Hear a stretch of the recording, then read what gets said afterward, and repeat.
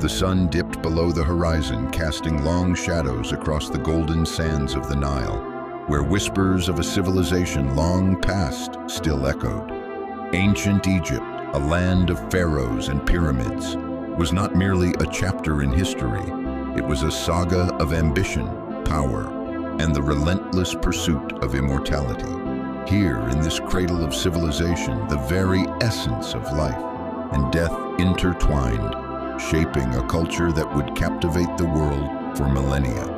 In the beginning, around 3100 BCE, two kingdoms emerged along the banks of the Nile, Upper and Lower Egypt.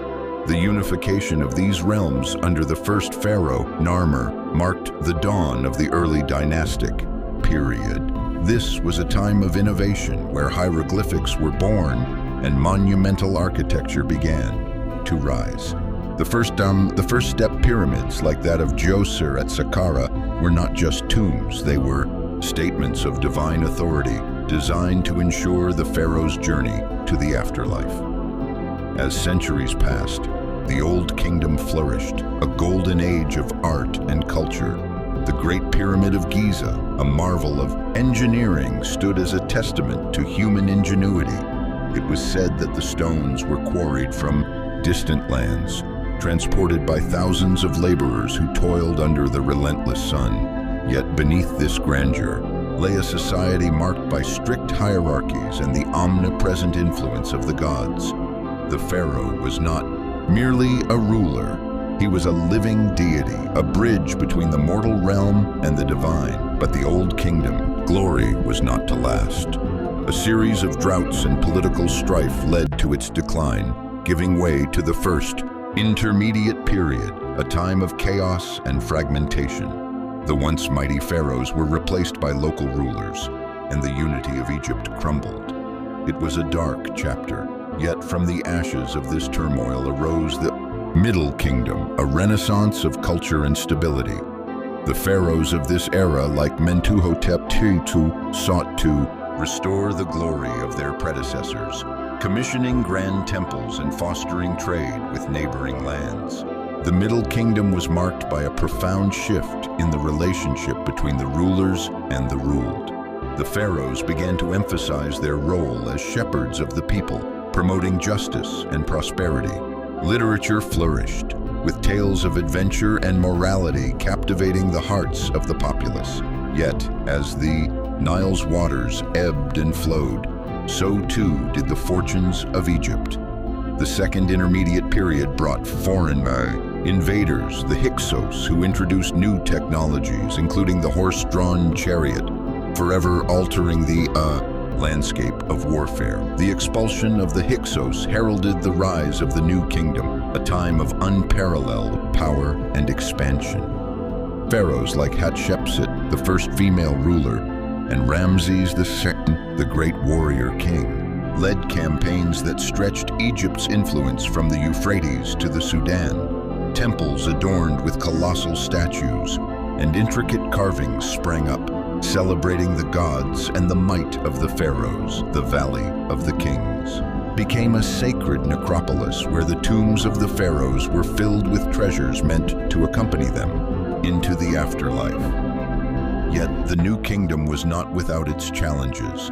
The reign of Akhenaten marked a radical departure from tradition as he introduced monotheism, worshipping the sun disk Aten above all other gods. This upheaval was met with resistance, and upon his death, the old ways were swiftly restored. The subsequent reign of Tutankhamun, though brief, would capture the world's imagination centuries later as his nearly intact tomb was discovered, revealing the opulence of the pharaoh's life and the mysteries of the afterlife. As the centuries wore on, the power of the pharaohs waned.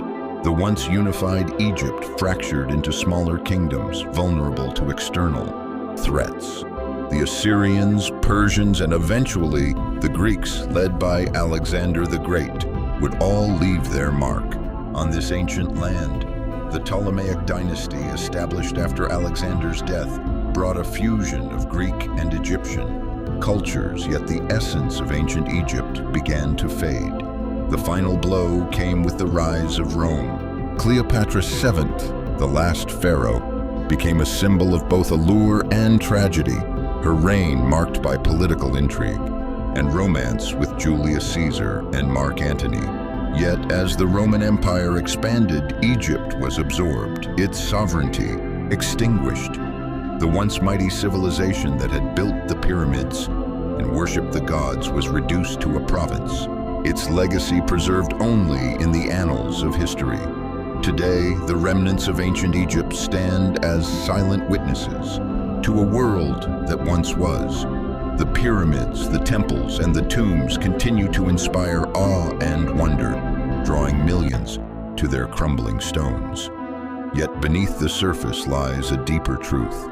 The story of ancient Egypt is not merely one of kings and conquests, but of a people who sought to understand their place in the cosmos, to leave a mark that would endure beyond the sands of time. As the sun sets over the Nile once more, casting a golden hue upon the ancient stones, one cannot help but ponder the question that has lingered for centuries. What truly remains of a civilization when the last pharaoh has fallen and the sands of time have buried its secrets? The answer lies not in the monuments, but in the stories that continue to echo through the ages, waiting to be uncovered.